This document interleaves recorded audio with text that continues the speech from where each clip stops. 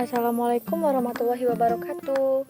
Hai teman-teman, saya di sini akan menjelaskan PowerPoint interaktif untuk materi kelas 4, tema 1, indahnya kebersamaan, subtema 1, keberagaman budaya bangsaku. Mulai. Menu utama, KD, materi, profil. KD. Kompetensi dasar matematika 3.8 menganalisis sifat-sifat segi banyak beraturan dan segi banyak tidak beraturan. 4.8 mengidentifikasi segi banyak beraturan dan segi banyak tidak beraturan. Kompetensi dasar IPA 3.6 menerapkan sifat-sifat bunyi dan keterkaitannya dengan indera pendengaran. 4.6 menyajikan laporan hasil percobaan tentang sifat-sifat bunyi. Materi matematika. Tahukah kamu apa itu bangun segi banyak? Segi banyak adalah bangun tertutup yang seluruh sisinya dibatasi oleh garis lurus yang memiliki banyak segi dan sudut yang paling sedikit mempunyai 3 sisi. Menurut bentuknya, segi banyak terbagi atas 2. 1. Segi banyak beraturan. 2. Segi banyak tak beraturan. Segi banyak beraturan. Sifat-sifat dari segi banyak beraturan: 1. Panjang sisinya sama. 2. Besar sudutnya sama. 3. Bentuknya harus cembung. Macam segi banyak beraturan: 1. Segitiga sama sisi. 2. Persegi. 3. Segi 6. 4. Segi 7. 5. Segi 8. Segi banyak tak beraturan. Sifat-sifat dari segi banyak tak beraturan: 1. Sisinya tidak sama panjang.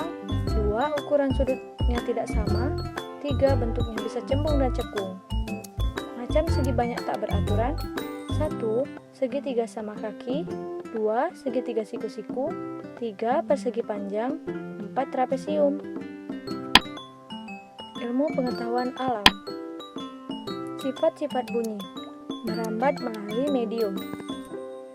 Apa itu bunyi? Bunyi merupakan hasil dari getaran suatu benda yang merambat dalam bentuk gelombang. Bunyi sering disebut sebagai gelombang bunyi. Bunyi dihasilkan oleh benda-benda yang bergetar. Merambat melalui medium benda gas. Pada saat hujan, kita sering mendengar bunyi guntur. Bunyi guntur dapat kita dengar karena ada udara.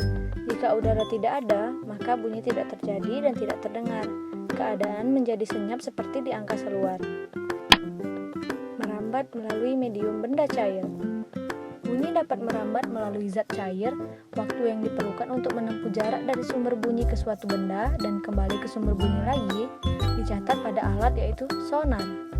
Makin lama waktu yang diperlukan menunjukkan bahwa jarak benda itu makin jauh. Merambat melalui medium benda padat. Bunyi dapat merambat melalui benda padat. Kecepatan perambatan bunyi melalui berbagai jenis benda tidaklah sama. Bunyi merambat lebih cepat melalui benda padat dibandingkan dengan benda cair atau gas. Kecepatan perambatan bunyi sering disebut juga cepat rambat bunyi. Dapat dipantulkan. Bunyi dapat dipantulkan. Berdasarkan jarak sumber bunyi dengan dinding pantulnya, bunyi pantul dibedakan menjadi 3, yaitu 1. Bunyi asli, 2. Gaung atau kerdam, 3. Gema. Bunyi asli.